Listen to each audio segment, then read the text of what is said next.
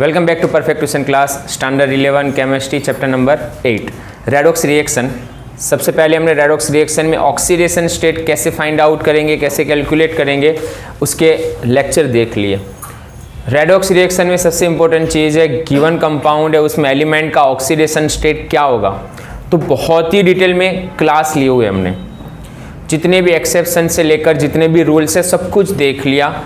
मतलब टोटल 11-12 में तुम्हें जहाँ भी ऑक्सीडेशन स्टेट की ज़रूरत पड़ने वाली है ना, वो सारी चीज़ें सिखा दी मैंने तुम्हें, और एमसीक्यू भी साथ में हमने उससे रिलेटेड कवर किए।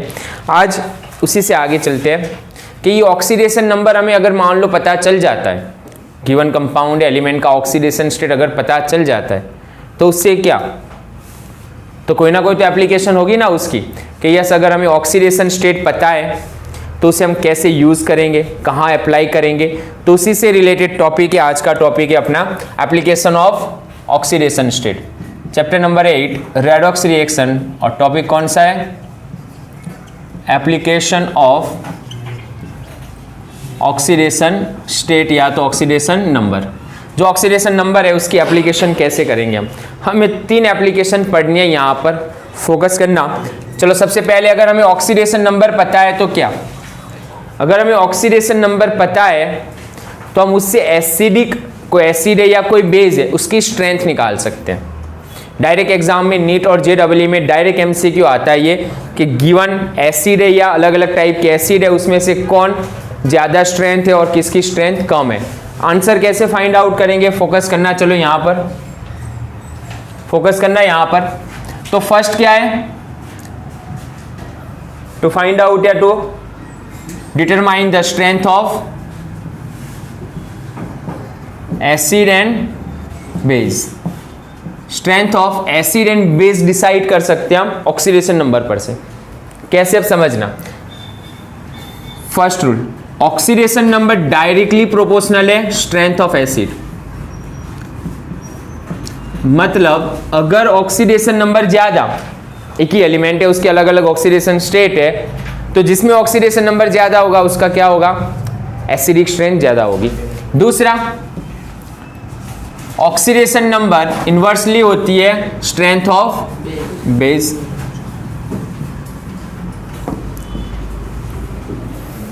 अगर ऑक्सीडेशन नंबर ज्यादा तो उसकी बेसिस से उसका बेस नेचर क्या होगा, कम होगा। एग्जांपल लेकर ही समझना है हमें, डायरेक्ट एग्जांपल, और एग्जाम में कई बार आ गया ये। चलो 4 एसिड दे रहा हूं मैं तुम्हें, एक है HClO, HClO2, HClO3 और चौथा है HClO4। ये चारों में से सबसे ज्यादा स्ट्रेंथ कौन सा, मोस्ट एसिडिक है। या ऐसे भी क्वेश्चन पूछ सकते हैं अरेंज इन इंक्रीजिंग ऑर्डर या डिक्रीजिंग ऑर्डर में। तो अगर मान लो तुम्हारे सामने 4 एसिड गिवन है ये टाइप के, अब कौन सा एसिड ज्यादा स्ट्रेंथ वाला है, किस कौन से एसिड की स्ट्रेंथ कम है, तो आंसर कैसे निकालेंगे हम, तो उसके ऑक्सीडेशन स्टेट के हिसाब से निकालेंगे। तो चलो सबसे पहले फोकस करेंगे हम यहाँ पर, क्लोरीन का ऑक्सीडेशन स्टेट यहाँ पर कितना होगा, तो हाइड्रोजन का कितना होता है +1, ऑक्सीजन का कितना होता है -2, तो यहाँ पर क्लोरीन का ऑक्सीडेशन स्टेट कितना हुआ, एक कट हो गया 1, तो सामने गया तो +1, तो यहाँ पर Cl का ऑक्सीडेशन स्टेट कितना आ रहा है, +1 आ रहा है। नहीं आ रहा तो कैलकुलेशन मेथड तो है ही ना अपने पास, कैसे निकालेंगे, H + Cl+, कितने ऑक्सीजन है अपने पास, 2 ऑक्सीजन है, टोटल चार्ज तो 0, तो हाइड्रोजन पर +1 का चार्ज है। क्लोरीन फाइंड आउट करेंगे, ऑक्सीजन पर कितना है -2, तो कितना हुआ ये -4, एक कट होगा यहाँ से, तो Cl का ऑक्सीडेशन स्टेट कितना हो रहा है, +3 हो रहा है।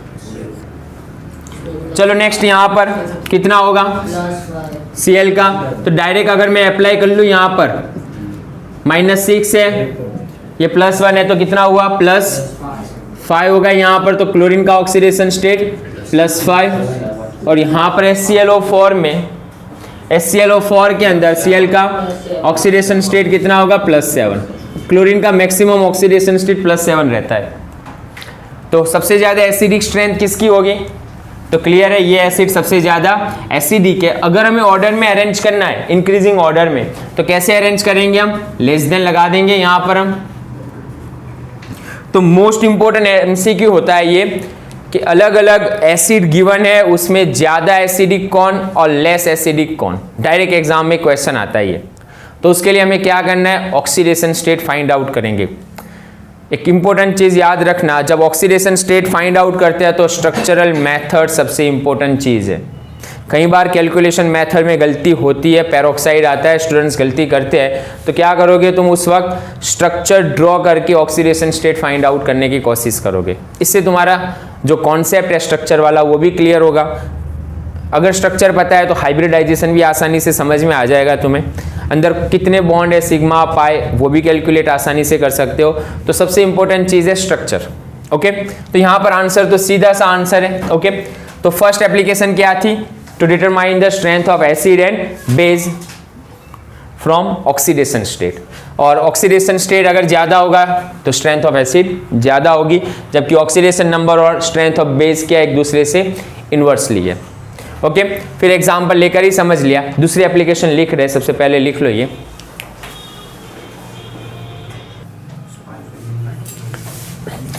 चलो सेकंड एप्लीकेशन, अगर ऑक्सीडेशन नंबर तुम्हें पता है तो क्या फाइंड आउट कर सकते हो। ऑक्सीडेशन नंबर अगर पता है तुम्हें तो वहां से हम डिटरमाइन कर सकते हैं ऑक्सीडाइजिंग एंड रिड्यूसिंग एजेंट को आइडेंटिफाई कर सकते हैं। समझना बहुत इंपॉर्टेंट है ये भी एमसीक्यू के लिए। तो सेकंड एप्लीकेशन क्या है अपनी, टू डिटरमाइन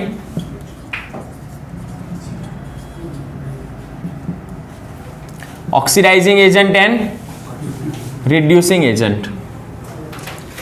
फोकस करना, यहां पर एक नए वर्ड आ रहे हैं तुम्हारे लिए, oxidising agent and reducing agent. Previous class में शायद तुमने पढ़ा होगा इसके बारे में। तो चलो फर्स्ट फोकस करना, ऑक्सीडाइजिंग एजेंट मतलब कौन। तो ऑक्सीडाइजिंग एजेंट वो है जो सामने वाले का क्या कर रहा है, ऑक्सीडेशन कर रहा है, लेकिन उसकी खुद का क्या होगा, रिडक्शन करेगा, मतलब उसका खुद का रिडक्शन होगा। तो ऑक्सीडाइजिंग एजेंट वो एजेंट है, वो सब्सटेंस है जो क्या करता है, सामने वाले दूसरे सब्सटेंस का क्या कर रहा है, ऑक्सीडेशन कर रहा है। तो क्या कर रहा है ये, ऑक्सीडेशन कैरिड आउट करता है ये, लेकिन क्या होगा, सेल्फ रिड्यूस हो जाएगा।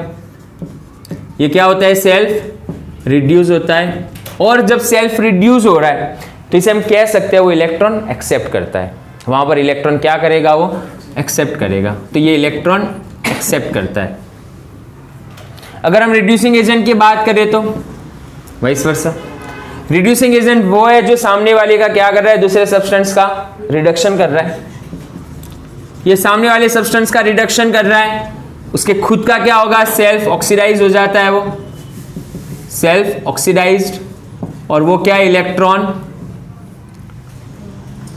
डोनर है, वो इलेक्ट्रॉन डोनेट करता है वो।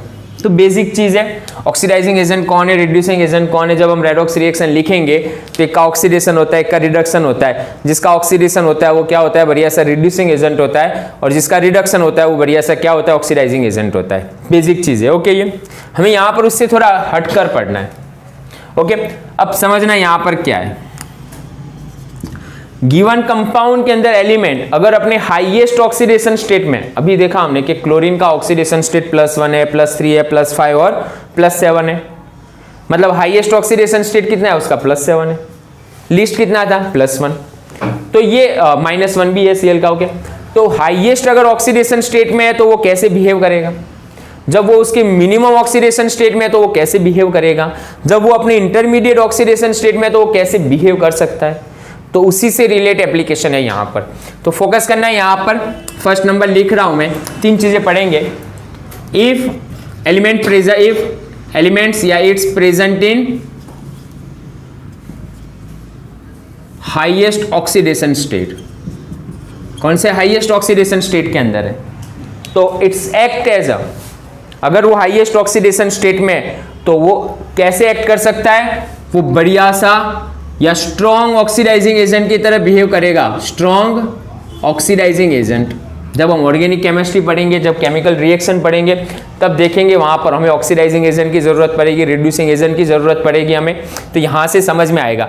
तो वो स्ट्रॉन्ग ऑक्सीडाइजिंग एजेंट की तरह ही एक्ट करेगा, उसका रिडक्शन हो ही नहीं, ऑक्सीडेशन हो ही नहीं सकता, उसका सिर्फ ओनली क्या हो सकता है, रिडक्शन हो सकता है। जैसे कि एग्जाम्पल लिख रहा हूं मैं, एग्जाम्पल पर ही फोकस करो। KMnO4, KMnO4, Mn का ऑक्सीडेशन स्टेट इसमें कितना होता है, KMnO4 में +7, तो मैंगनीज का हाईएस्ट ऑक्सीडेशन स्टेट +7 है। अब समझना, ये +7 से +8 +9 में नहीं जा सकता। हाँ, +7 से ये +4 में जा सकता है, +3 में जा सकता है, +2 में जा सकता है। ओके, मतलब उसका क्या हो सकता है, रिडक्शन ही हो सकता है। तो KMnO4 क्या है, अपने अगर हाईएस्ट ऑक्सीडेशन स्टेट में है तो वो रिड्यूसिंग एजेंट की तरह बिहेव करेगा या ऑक्सीडाइजिंग एजेंट की तरह बिहेव करेगा, तो it is a oxidising agent. कैसा ऑक्सीडाइजिंग एजेंट है, स्ट्रॉन्ग ऑक्सीडाइजिंग एजेंट है। इसका कोई भी ऑक्सीडेशन नहीं कर पाएगा। इसका अब सिर्फ क्या हो सकता है, रिडक्शन हो सकता है। ये सबका क्या कर सकता है, ऑक्सीडेशन कर सकता है। तो it is a strongest oxidising agent, उसके अपने हाईएस्ट ऑक्सीडेशन स्टेट में है। दूसरा एक और एग्जांपल याद रखना, K2Cr2O7, जहां पर क्रोमियम का ऑक्सीडेशन स्टेट कितना होता है, +6। इसका मतलब क्या हुआ, K2Cr2O7 क्या है, स्ट्रॉन्ग ऑक्सीडाइजिंग एजेंट है। उसी तरह H2SO4 में सल्फर का ऑक्सीडेशन स्टेट कितना है, +6, तो H2SO4 also act as a strong oxidising agent. एक और है H3PO4, जहां पर फास्फोरस का ऑक्सीडेशन स्टेट कितना है, मैक्सिमम +5, निकाल देना। ओके, तो हाईएस्ट ऑक्सीडेशन स्टेट में, तो इसका मतलब क्या हुआ, वो भी बढ़िया सा क्या है, ऑक्सीडाइजिंग एजेंट है। तो स्टेटमेंट क्या समझेंगे, अगर एलिमेंट अपने हाईएस्ट मैक्सिमम ऑक्सीडेशन स्टेट में है तो वो कैसे बिहेव करेगा, act as a oxidising agent की तरह ही बिहेव कर सकता है, वो रिड्यूसिंग एजेंट की तरह बिहेव नहीं करेगा वो। सेकंड नंबर, दूसरा रूल्स क्या होगा इससे, if it's present in, ये प्रेजेंट है, ओके, शॉर्ट में लिखता हूं मैं ऐसे, if it's present in minimum oxidation state, अगर वो किस में प्रेजेंट है, उसके मिनिमम लीस्ट ऑक्सीडेशन स्टेट में प्रेजेंट है, तो कैसे बिहेव करेगा वो, रिड्यूसिंग एजेंट की तरह ही बिहेव करेगा। अब एग्जांपल कौन सा, जैसे कि PH3 में P का ऑक्सीडेशन स्टेट कितना होगा, -3, तो PH3 क्या है, रिड्यूसिंग एजेंट है। NH3 नाइट्रोजन का ऑक्सीडेशन स्टेट कितना, -3 यहां पर, तो it's act as a reducing agent. CH4 carbon का ऑक्सीडेशन स्टेट -4 और -4 उसका कार्बन का लिस्ट होता है, तो ये सब कौन है, बढ़िया से रिड्यूसिंग एजेंट है। कहां से हम समझने की ट्राई कर रहे हैं, समझना, उसके ऑक्सीडेशन नंबर से समझ रहे हैं कि यस, अगर उसका ऑक्सीडेशन स्टेट ज्यादा है, अगर उसका ऑक्सीडेशन स्टेट हाईएस्ट या ज्यादा है तो वो कौन होता है, बढ़िया सा ऑक्सीडाइजिंग एजेंट। और अगर उसका ऑक्सीडेशन स्टेट अगर लीस्ट है, कम है, तो वो कैसे बिहेव करता है, रिड्यूसिंग एजेंट की तरह बिहेव करेगा। So it's act as a reducing agent. तो ये सारे कौन है, रिड्यूसिंग एजेंट है। समझना, ये सामने वाले का रिडक्शन कर सकते हैं, लेकिन उसके खुद का क्या होगा, सिर्फ ओनली ऑक्सीडेशन ही हो सकता है। नेक्स्ट, उसके बाद थर्ड एक और रूल्स आएगा, if it's present in intermediate, कौन से ऑक्सीडेशन स्टेट में है, इंटरमीडिएट ऑक्सीडेशन स्टेट के अंदर है, तो वो बिहेव एज अ बोथ, वो ऑक्सीडाइजिंग एजेंट भी और रिड्यूसिंग एजेंट भी है, वो दोनों की तरह बिहेव करेगा। जैसे कि एग्जांपल ले लेते हम HNO3, एग्जांपल है अपने पास HNO3, जहां पर नाइट्रोजन का ऑक्सीडेशन स्टेट कितना होगा, sorry HNO2 not HNO3, HNO2 4 -4 1 तो +3, कितना ऑक्सीडेशन स्टेट है यहां पर नाइट्रोजन का, +3, नाइट्रोजन का +5 भी है, -3 भी है ना। तो ये इंटरमीडिएट हुआ +5 और -3 के बीच में। तो अगर इंटरमीडिएट है मतलब इसका क्या हो सकता है, ऑक्सीडेशन भी हो सकता है, इसका रिडक्शन भी हो सकता है। मतलब ये +3 से +5 में भी जा सकता है और +3 से -3 में भी जा सकता है। मतलब उसका ऑक्सीडेशन भी पॉसिबल है और उसका रिडक्शन भी पॉसिबल है। जब इसका ऑक्सीडेशन और रिडक्शन पॉसिबल है मतलब it act as a both oxidising agent and reducing agent. तो कैसे बिहेव कर सकता है, तो बिहेव एज बोथ, मतलब ऑक्सीडाइजिंग एजेंट भी है और रिड्यूसिंग एजेंट भी है। एक और एग्जांपल ले लेते हैं हम H3PO3, जहां पर फास्फोरस का ऑक्सीडेशन स्टेट कितना है 6 में से 3 कम करो तो कितना हुआ +3। तो फास्फोरस का ऑक्सीडेशन स्टेट देखो यहां पर +3 है, यहां पर कितना है +5 है, यहां पर कितना है -3 है। तो इंटरमीडिएट हुआ ना, -3 है +5, उसके बीच में बीच वाला है, मतलब वो इंक्रीज भी हो सकता है और डिक्रीज भी हो सकता है, मतलब वो एक्ट एज अ बोथ है। एक और बढ़िया सा एग्जांपल है अपने पास H2O2। यहां पर ऑक्सीजन का ऑक्सीडेशन स्टेट कितना होता है पैरोक्साइड में -1। अब ऑक्सीजन का ऑक्सीडेशन स्टेट +2 भी हो सकता है, -2 भी हो सकता है, यहां पर -1 है तो इस -1 से -2 भी हो सकता है और -1 से +1 या +2 भी हो सकता है। तो ये सभी कौन है इंटरमीडिएट ऑक्सीडेशन स्टेट वाले हैं, मतलब वो रिड्यूसिंग एजेंट की तरह बिहेव कर सकते हैं, ऑक्सीडाइजिंग एजेंट की तरह भी बिहेव कर सकते हैं। तो ये 3 इंपॉर्टेंट स्टेटमेंट है अपने पास to determine oxidizing and reducing agent और उसका नेचर, कब वो बिहेव करेगा कैसे। तो बहुत इंपॉर्टेंट है, अगर कोई कंपाउंड तुम्हें गिवन हो, हम इससे रिलेटेड और भी पढ़ने वाले हैं। पहले ये लिख लो सेकंड एप्लीकेशन।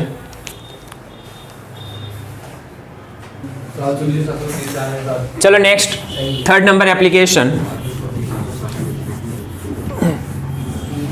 अगर ऑक्सीडेशन नंबर तुम्हें पता है तो और क्या कर सकते हो।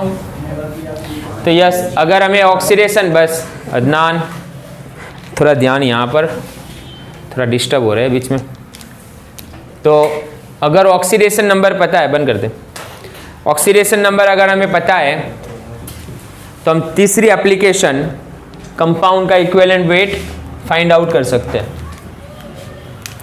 तो थर्ड नंबर एप्लीकेशन क्या है, टू कैलकुलेट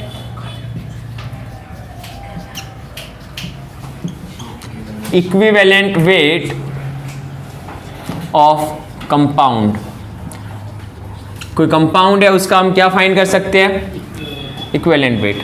इससे भी रिलेटेड क्वेश्चन बनते हैं। ओके, अब पॉइंट समझना इक्विवेलेंट वेट क्या है, थोड़ा डिटेल में समझा देता हूं मैं तुम्हें। इक्विवेलेंट वेट निकालने का फॉर्मूला क्या होता है, मॉलिक्यूलर मास या atomic mass by n factor या वैलेंसी फैक्टर जिसे बोलेंगे। ओके, तो molecular mass by n factor. अब फोकस करना है, हाँ एटॉमिक मास भी हो सकता है या वैलेंसी मॉलिक्यूलर मास भी हो सकता है। इक्विवेलेंट वेट, अब ये एन फैक्टर क्या है, फोकस करना है यहाँ पर, ये एन फैक्टर ही समझना है हमें, क्योंकि कोई कंपाउंड है उसका मॉलिक्यूलर मास या एटॉमिक मास तो तुम्हें पता ही होता है, आसानी से फाइंड आउट कर सकते हैं। तो ये एन फैक्टर है क्या, तो एन फैक्टर को मैं समझाने के लिए 3 पार्ट्स में डिवाइड कर देता हूँ, किसका एन फैक्टर कितना होगा।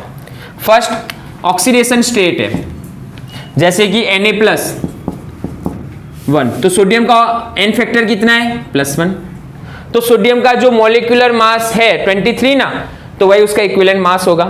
तो कैसे लिखेंगे, अगर मुझे Na+ का इक्विवेलेंट वेट निकालना है तो equivalent weight is equal to atomic mass by n factor. तो एटॉमिक मास कितना है सोडियम का 23, एन फैक्टर कितना हुआ सोडियम का 1, तो 23/1।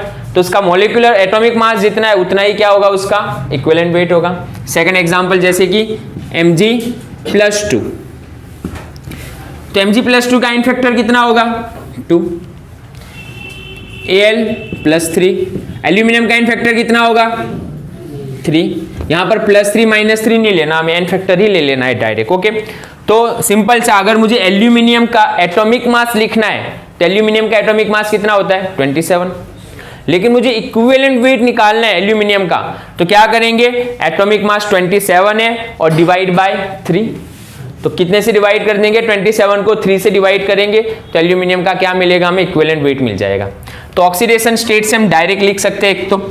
चलो सेकंड नंबर,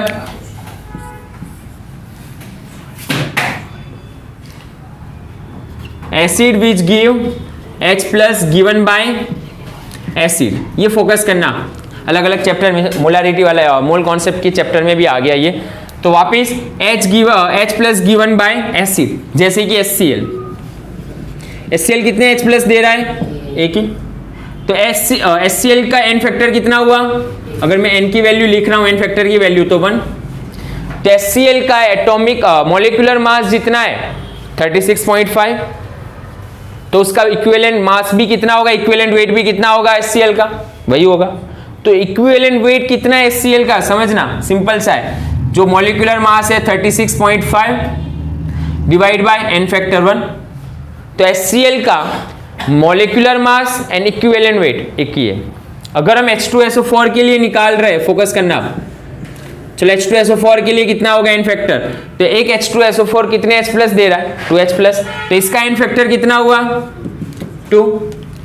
H2SO4 का मॉलिक्यूलर मास 98 है, लेकिन इक्विवेलेंट वेट कितना होगा, मॉलिक्यूलर मास बाय 2, तो 49 इक्विवेलेंट वेट होगा H2SO4 का। चलो उसके बाद H3PO4 कितने H प्लस देगा ये, तो ये 3H प्लस देता है, तो n फैक्टर कितना हुआ H3PO4 का 3। इसमें समझना थोड़ा, ओके। तो कैसे इसका स्ट्रक्चर बनेगा, P एक डबल बॉन्ड ऑक्सीजन बताएंगे, अब 3 हाइड्रोजन है ना, तो ये स्ट्रक्चर इस तरह बनता है इसका। जैसे ही ये वाटर में हम डिसॉल्व करेंगे कितने H प्लस देगा, 3H प्लस देगा। कौन से H प्लस देता है समझना, जो ऑक्सीजन के साथ डायरेक्ट अटैच है ना वही H प्लस देता है। तो H3PO4 कितने H प्लस देता है, 3H प्लस देता है। उसके बाद एक और एग्जांपल ले रहा हूं इसी से रिलेटेड। अगर हमारे पास H3PO3 है, ये एसिड है, तो ये इसका n फैक्टर कितना होगा, तो ये हमें 2H प्लस देता है, तो इसका n फैक्टर कितना हुआ 2। तो अब इसका स्ट्रक्चर कैसे बनाएंगे, तो P double bond O, 3 bond तो यहां पर ही है, एक बॉन्ड OH, दूसरा बॉन्ड OH और एक डायरेक्ट H है। जो फॉस्फोरस के साथ अटैच है ना हाइड्रोजन, वो H प्लस के फॉर्म में रिलीज नहीं होता। तो हमें ये कंपाउंड से कितने H प्लस मिले, 2H प्लस मिले। तो H3PO3 का n फैक्टर कितना हुआ 2। समझ रहे हो ना, H प्लस जो दे रहा है ना वही उसका n फैक्टर है। तो उसी तरह चलो एक और एग्जांपल लिख रहा हूं मैं, H3PO2 इसका n फैक्टर कितना होगा 1। तो अब तुम्हें इसमें से किसी का भी इक्विवेलेंट वेट निकालना है, तो क्या करोगे, उसका मॉलिक्यूलर मास लिखो डिवाइड बाय n फैक्टर। अब n फैक्टर H3PO4 का कितना है 3, H3PO3 का कितना है 2 है, और H3PO2 का कितना है 1 है। तो आसानी से कैसे आइडेंटिफाई करेंगे ना, ये स्ट्रक्चर समझना, ओके, क्लियर है। अब तीसरे नंबर पर जो हमारे लिए रेडॉक्स रिएक्शन में जो पढ़ना है ना वो इंपॉर्टेंट है, जो यहां पर आ रहा है, change in oxidation state. Change in oxidation state, oxidation state कितना चेंज हो रहा है वो तीनों में, ये आईएमपी करना। रेडॉक्स रिएक्शन में इसकी जरूरत पड़ने वाली है हमें। अब कैसे फोकस करना है यहां पर, जैसे यहां पर KMnO4 है, जहां पर Mn का ऑक्सीडेशन स्टेट कितना है +7 है, हम लिखेंगे इस तरह, ओके। अब ये किस में कन्वर्ट हो रहा है, इस एग्जांपल मान लो ये Mn+2 में कन्वर्ट हो गया। इसका ऑक्सीडेशन स्टेट कितना है Mn+2 का, तो जो चार्ज होता है वही ऑक्सीडेशन स्टेट है +2। तो ये कंडीशन के अंदर इसका इक्विवेलेंट वेट कितना होगा KMnO4 का। अगर KMnO4 किस में कन्वर्ट हो रहा है, Mn2+ में कन्वर्ट हो रहा है, तो उस वक्त इसका इक्विवेलेंट वेट कितना होगा, कैसे फाइंड आउट करेंगे हम, equivalent weight is equal to molecular mass by n factor. अब n फैक्टर कितना होगा यहां पर, तो फोकस करना कितने इलेक्ट्रॉन का चेंज हुआ है यहां पर, 5 इलेक्ट्रॉन का चेंज हो रहा है ना, मतलब 5 मोल इलेक्ट्रॉन का चेंज आ रहा है। 7 से 2 में जाना मतलब 5 का चेंज आया, तो ये जो 5 का चेंज आ रहा है वही उसका n फैक्टर है। अगर मान लो ये 7 से 4 में जाता तो 3 का चेंज आता। तो यहां पर हम क्या करेंगे, molecular mass divide by n factor. KMnO4 का मॉलिक्यूलर मास होता है 158, कितना है 158, और n फैक्टर कितना लिखेंगे यहां पर, डिवाइड बाय 5। तो ये क्या हुआ, इसका इक्विवेलेंट वेट होगा। हमें इससे रिलेटेड और समझाना है, मुझे तुम्हें इससे रिलेटेड समझाना है कि चेंज इन ऑक्सीडेशन स्टेट, अलग अलग कंडीशन में अलग अलग जो कंपाउंड है उनका ऑक्सीडेशन स्टेट कैसे चेंज होता है। पहले ये लिख लो, ओके।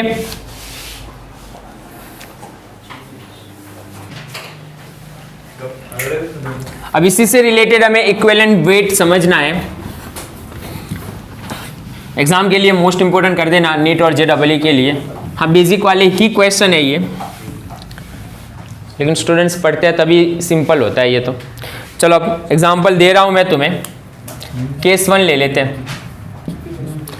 KMnO4 का हम क्या कर रहे हैं, रिडक्शन कर रहे हैं। फोकस करना है यहाँ पर, KMnO4 का रिडक्शन कर रहे हैं अलग अलग कंडीशन में। जैसे कि एग्जाम्पल हमारे पास है MnO4 माइनस, अगर मैं ये लिखूँ या KMnO4 लिखूँ दोनों एक ही है।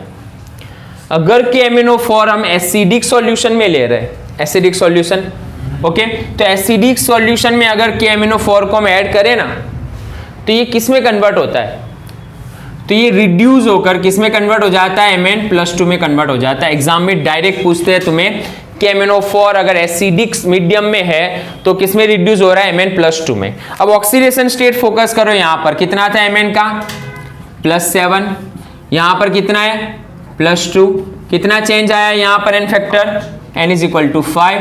तो अब इक्विवेलेंट वेट कितना होगा, एसिडिक मीडियम में KMnO4 का इक्विवेलेंट वेट कितना हुआ, तो इक्विवेलेंट वेट = उसका मॉलिक्यूलर मास कितना है 158 और चेंज कितना है यहाँ पर 5, तो बस ये इसका इक्विवेलेंट वेट आएगा। क्लियर,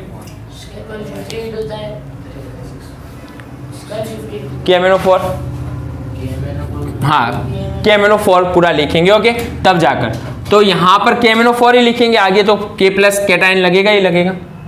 तो कितना हो रहा है 158/5, देख लेना तब भी ओके ये। चलो सेकंड नंबर, केस नंबर 2 ले रहे हैं। अगर हम, हाँ कौन से मीडियम था ये वर्ड इंपॉर्टेंट है, एसिडिक मीडियम। अगर हम मान लो KMnO4 न्यूट्रल या स्लाइटली अल्कलाइन मीडियम में ले रहे हैं, KMnO4 को किस में ले रहे हैं, न्यूट्रल या तो स्लाइटली अल्कलाइन मीडियम में ले रहे हैं, तो क्या होगा उस वक्त, तो MnO4 माइनस, और किस में हम न्यूट्रल मीडियम में ले रहे हैं या तो स्लाइटली अल्कलाइन मीडियम बोल रहा हूं मैं, तो ये किस में रिड्यूस होगा, तो ये रिड्यूस होता है MnO2 में। किस में रिड्यूस होगा ये, MnO2। तो यहां पर अब ऑक्सीडेशन स्टेट लिखो, कितना हुआ, +7, इसका ऑक्सीडेशन स्टेट कितना हुआ, +4, n फैक्टर कितना है यहाँ पर 3, तो n फैक्टर आ रहा है 3, तो इक्विवेलेंट वेट कितना होगा, तो इसका मॉलिक्यूलर मास जो है वो /3। क्लियर ना, तो इक्विवेलेंट वेट क्वेश्चन ऐसे होगा, if KMnO4 taken into the neutral medium then find out their equivalent weight. What is the equivalent weight of the KMnO4 in slightly alkaline medium और neutral medium, तो उस वक्त answer कैसे निकालना है वो समझा रहा हूं मैं। तो चलो केस नंबर 3 ले लेते हैं।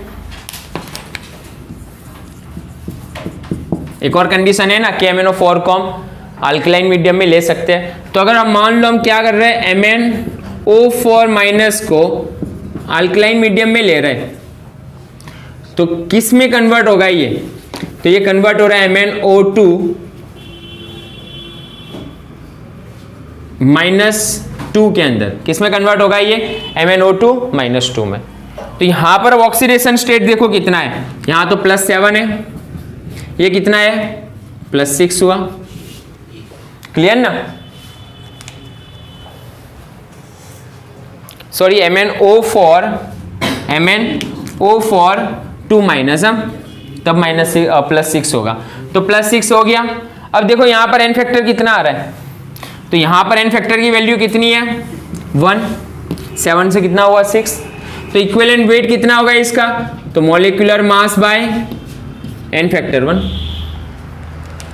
अब फोकस करना, KMnO4 को तुम कोई भी मीडियम में ले लो, एसिडिक मीडियम, बेसिक मीडियम या न्यूट्रल मीडियम में, वो कैसे बिहेव करेगा, हर बार उसका क्या हो रहा है, रिडक्शन ही हो रहा है। हर बार उसका रिडक्शन हो रहा है मतलब वो क्या है, ऑक्सीडाइजिंग एजेंट की तरह ही बिहेव करेगा।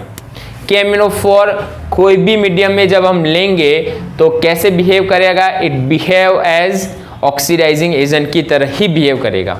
तो एक एग्जाम्पल ये था KMnO4 से रिलेटेड। एक और एग्जाम्पल मुझे तुम्हें लिखाना है, ये भी एग्जाम्पल के लिए, एग्जाम के लिए इंपॉर्टेंट है, K2Cr2O7। कौन, फोकस करना है यहाँ पर, चलो K2Cr2O7। अगर K2Cr2O7 को हम एसिडिक मीडियम में ले रहे हैं तो किस में कन्वर्ट हो रहा है, Cr+3 में कन्वर्ट होगा। किस में, ये यहां पर दो मॉलिक्यूल एटम है, यहां पर भी 2 आएंगे, ओके। अब ये कौन से मीडियम में होगा, अब पहले ऑक्सीडेशन स्टेट लिख लो, कितना ऑक्सीडेशन स्टेट होगा Cr का +6, यहाँ पर कितना है +3, कितना चेंज आया 3 का चेंज, लेकिन ये कौन से मीडियम में होगा, सिर्फ ओनली एसिडिक मीडियम में। दूसरे मीडियम में जब लेंगे तब उसका रिडक्शन नहीं होता, तो it act as oxidizing agent in only in acidic medium. Statement लिखना यहां पर, और यहां पर एन फैक्टर कितना आया K2Cr2O 7 में कितना आया +6, तो एक के लिए था, +6 से +3 हुआ ना, लेकिन यहाँ तो 2 मॉलिक्यूल है, 2 एटम है, यहाँ पर भी 2 है, तो टोटल कितना चेंज आया 3 का चेंज आया, लेकिन 2 से मल्टीप्लाई कर देंगे तो यहाँ पर एन फैक्टर कितना है, ये रिएक्शन में 6 एन फैक्टर आया। तो इक्विवेलेंट वेट कितना होगा, equivalent weight is equal to molecular mass by n factor. तो यहाँ पर क्या करेंगे, K2Cr2O 7 का मॉलिक्यूलर मास लिख लेंगे, बाय कितना लिख लेंगे हम 6 लिखेंगे। तो नोट करके लिखना यहाँ पर K2Cr2O 7 act as oxidizing agent only in acidic medium. अगर दूसरे मीडियम में लेंगे ना तो वो इसमें कन्वर्ट नहीं हो पा रहा। तो बहुत इंपॉर्टेंट है एग्जाम के लिए, इक्विवेलेंट वेट काउंट करना है। और अलग अलग एग्जाम में तो डायरेक्ट ये भी पूछते हैं क्वेश्चन कि KMnO4 को अगर एसिडिक मीडियम में ले रहे हैं तो किस में रिड्यूस हो रहा है, तो 4 ऑप्शन होंगे तुम्हारे पास ये, तो आंसर क्या होगा, एसिडिक मीडियम में सबसे उसकी लिस्ट ऑक्सीडेशन स्टेट में चला जाता है। स्लाइटली न्यूट्रल मीडियम या स्लाइटली अल्कलाइन में क्या हो रहा है, इंटरमीडिएट में चला जाता है। और अगर हम एकदम अल्कलाइन मीडियम ले रहे हैं तो हल्का सा रिड्यूस हो रहा है, वो है ना, +7 से +6 पर ही हुआ, एक इलेक्ट्रॉन का चेंज आया ना, सिर्फ ओनली एक इलेक्ट्रॉन का चेंज आया। तो ये था application of oxidation state, exam के लिए बहुत इंपॉर्टेंट, इससे रिलेटेड MCQ बनते हैं। तो 3 एप्लीकेशन पढ़ी हमने। फर्स्ट एप्लीकेशन क्या थी, अगर ऑक्सीडेशन स्टेट हमें पता है तो हम क्या फाइंड आउट कर सकते हैं, कंपेयर कर सकते हैं एसिडिक और बेसिक की स्ट्रेंथ। सेकंड नंबर हम फाइंड आउट करते हैं कौन बढ़िया सा ऑक्सीडाइजिंग एजेंट है और रिड्यूसिंग एजेंट है। And third number given compound का हम इक्विवेलेंट वेट कैलकुलेट कर सकते हैं। लिख लो ये।